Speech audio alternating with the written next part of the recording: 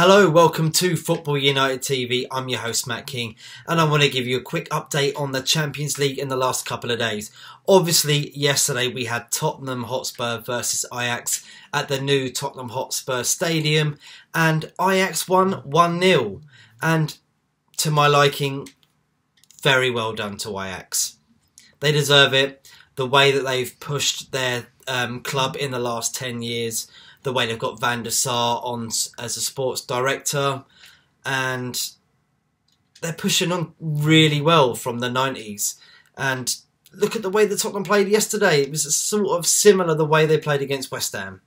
And Pochettino was right about how they had to get the win to give them the morale boost to go into the semi-final of the Champions League, and they didn't get that. And yes, it kind of looks like he was right. They needed that morale, that form, that win in the Premier League. They definitely did. And West Ham beating them 1-0 in Premier League, yes, definitely put them down a little bit.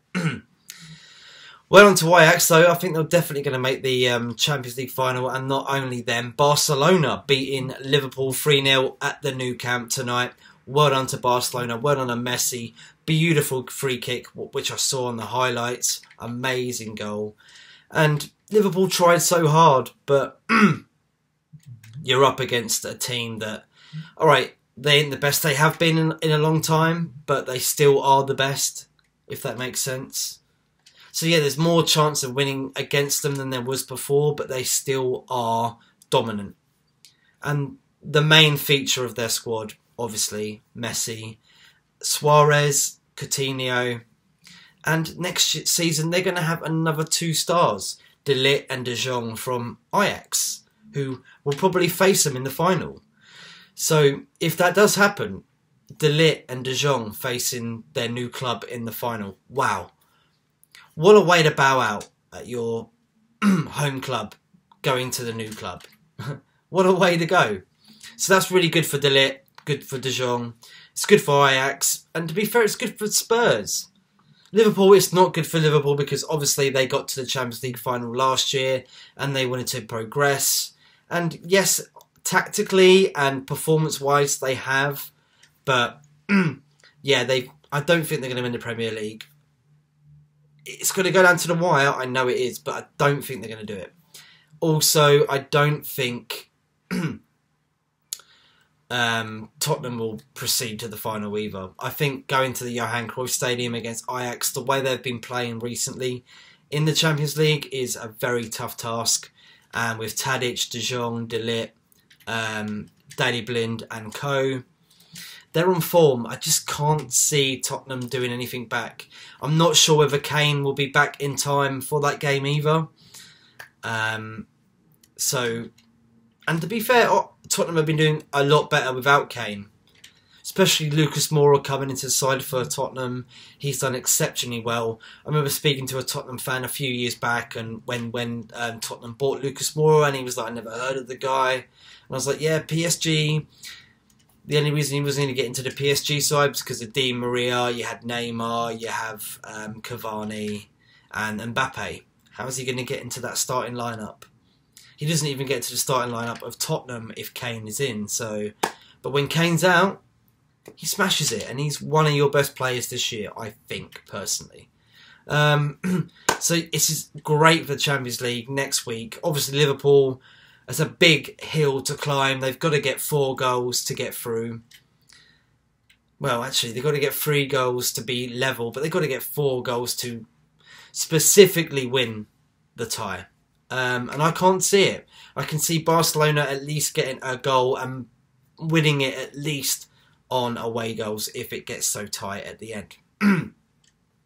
So yeah, Tottenham are playing in Amsterdam next week, and obviously Barcelona are playing Liverpool.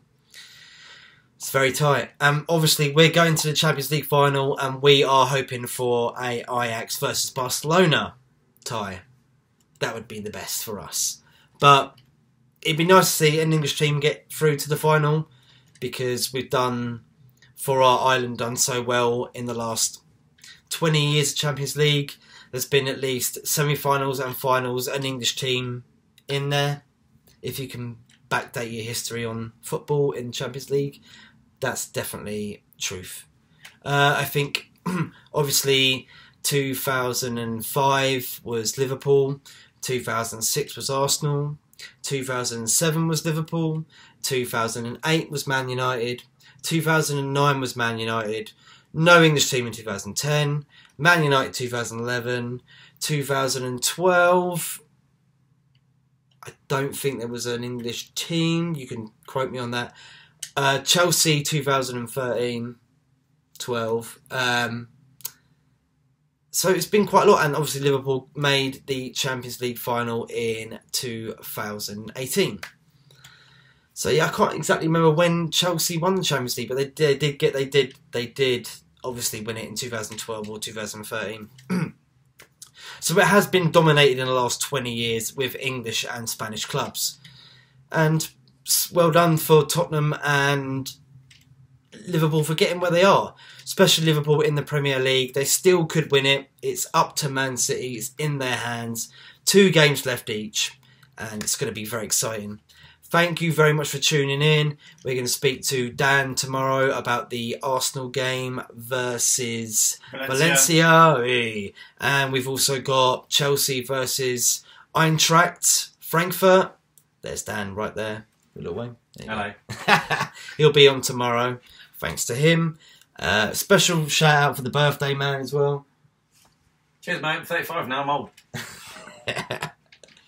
As old as Arsenal winning the Champions League. Oh, well, maybe one of the champions never going to do that. Well, there you go. You're young. Then in that sense.